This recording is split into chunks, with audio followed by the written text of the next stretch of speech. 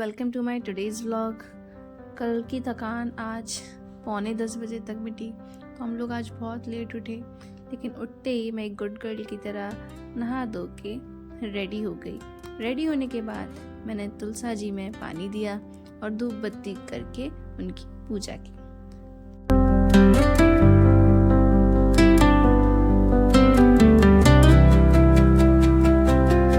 फिर अपनी पूजा करने के बाद बालों को ड्राई किया, क्योंकि सूरज देवता सुबह तो निकले थे लेकिन उसके बाद दे गए हमें धोखा। इसीलिए ठंड से बचने के लिए बाल सुखाने बहुत ज़रूरी है। बालों को ड्रायर करने के बाद और पूजा करने के बाद आई हैड माई ब्रेकफास्ट।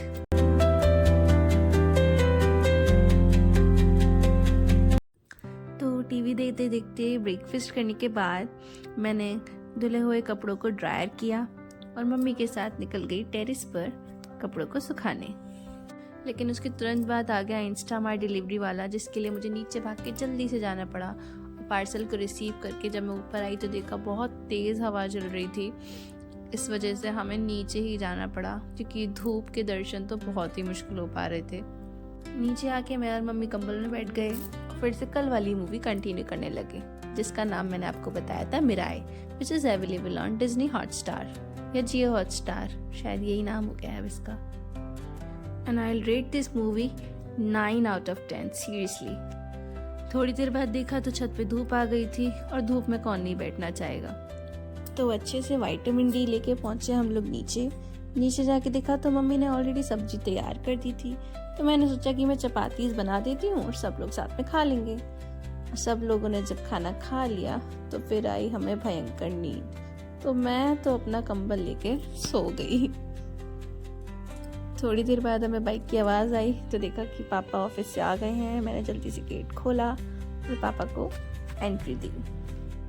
उसके बाद भगवान जी के उठने का टाइम भी हो गया था, तो पर्दा उठा के उन्हें भी गुड इवनिंग किया। गुड इवनिंग के बाद मैंने सोचा कि सबके लिए चाय बना देती हूँ। चाय पीते पीते थोड़ी बातें भी हो जाएंगी। और बाहर आके देखा तो मम्मी ने तो टी टाइम में 4 चांद लगा दिए। उन्होंने पहले ही आग जला रखी थी ताकि हम लोग हाथ सेक सकें। धूप जाने के बाद ज़्यादा ठंड हो जाती है, इसलिए शाम को बहुत ठंड हो गई थी। फिर मम्मी छत पे गई और ऊपर से कपड़े लेके आई और देखा कि बंदर आ गया था ऊपर, और उसने मम्मी की इस ड्रेस के सारे बटन्स खा लिए। फिर हम अब क्या कर सकते थे। फिर हम लोग दोबारा बैठ गए हाथ सेकने, बातें करी। आग बुझने के बाद टाइम हो चुका था वैसे भी मम्मी पापा के डेली वॉक का, तो वो लोग तो अपना वॉक पे चले गए और मैं अपना पूजा करने अंदर आ गई। पूजा करने के बाद कुछ घंटे करी मैंने जमकर पढ़ाई। उसके बाद मम्मी पापा वॉक से वापस आए तो देखा पापा सबके लिए चीला ले आए थे। तो मैंने कहा इससे अच्छी बात क्या हो सकती है। तो मैंने सबके चीले जल्दी पोर किए चटनी के साथ। और यहाँ चीले खाने के बाद जल्दी से मैंने प्रिपरेशन स्टार्ट कर दी नमकीन जवों की।